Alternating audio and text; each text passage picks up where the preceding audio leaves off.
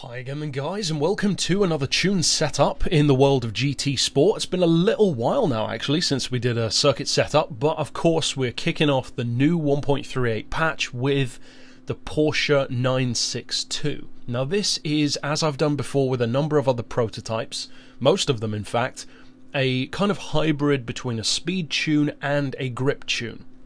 Because in particular, this is optimized for Le Mans, and you can use this both on the old and new versions of the track, but for the sake of the lap time and the flying lap, I will be showing you on the old circuit without the chicanes, just so that you can see better what the top speed can be. And of course, if you take this tune on Route X, the top speed will be that little bit higher. In fact, you might even hit the red line, because this is not optimized for Route X, and of course, the bumpy road on Le Mans makes a big difference.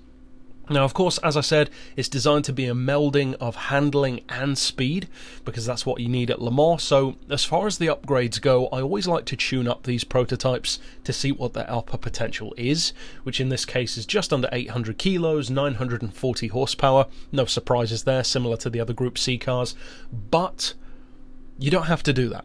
Of course, if balance of performance applies, or if you want to leave it stock, or even if you want to detune it, you can still use the suspension, the diff, the downforce, that kind of stuff. And then all you'll need to change is the gearbox.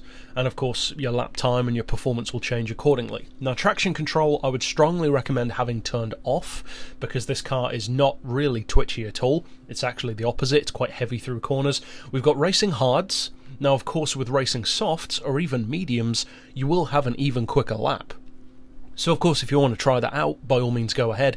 But the reason why I run it on hards, as I've said before, is because if you can optimize a car to run really well on the least good tyres, then putting them on better tyres will be even faster. Whereas if you engineer a car to only use the best parts, then detuning it, for instance, in the case of tyres, it could immediately become trash. So you don't want that to happen with the tune. Now, as far as the suspension goes, I'd recommend dropping the ride height to 65mm, front and rear, which isn't super low, but again, it's a bumpy road, you don't want to be bashing around on the pavement all the time. The frequency we've got on 4, anti-roll I've adjusted slightly to 6 for the front and the rear, 56 on the compression side of the dampers, 85 for the rebound.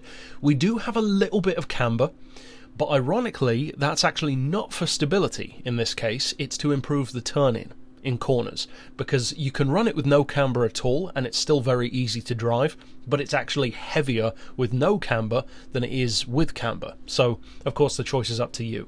Toe angle is neutral, as I often, if not always, do. As far as the downforce, that is set as low as it can go, but that's purely for this circuit.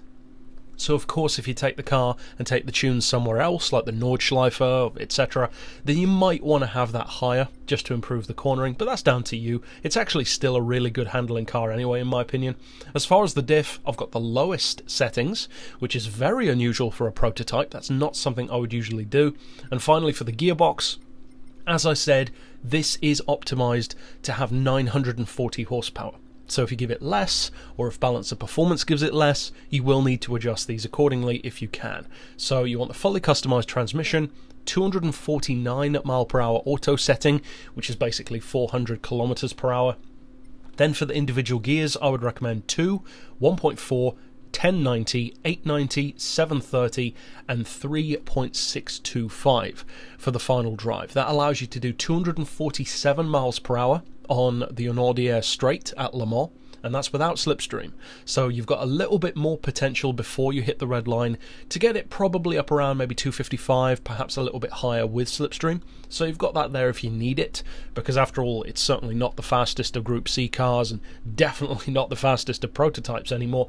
So that's it for the tune. Of course, there's tons of variation that you can apply, but what you want to see is what it can do in action. Now, as far as actual lap times, prototypes can vary a lot. You can have a car with a tremendous top speed that doesn't actually have as quick a lap as you might think. Or you could have a car which only does maybe 230, 240, like an ultra-modern hybrid prototype like the Audi R18, which is only a couple of seconds off the pace of a car which is 20 or 30 miles per hour quicker. And I spoke to that kind of phenomena at Le Mans in my recent breakdown my circuit strategy guide of Le Mans, so I'd recommend checking that out if you are new to the track or just want to brush up your skill.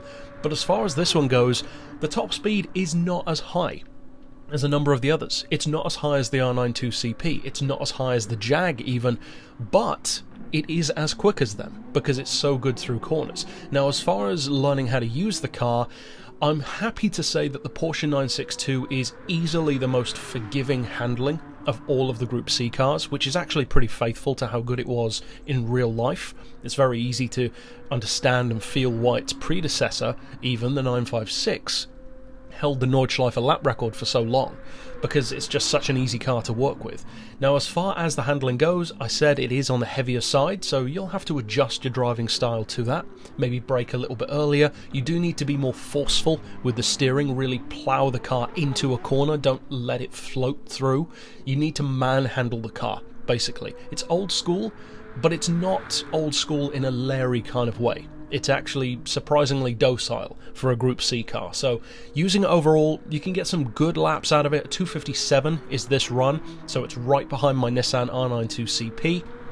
Despite the fact, as I said, that the top speed is a good, 6 miles per hour slower, something like that. So considering that kind of disadvantage, that's good. It's faster than my Mazda 787B tune, it's faster than my Jaguar, the XJR9, and faster than a couple of the modern ones as well. So it actually shapes up very well. So overall, if you do use this tune, I hope you have a ton of fun with it, and if you would like to see my full lap, maybe in cockpit view or whatever, you can watch this lap on my community page. But that's it overall for this tune. Click here on screen to see my others, and for now, as always, thanks for watching.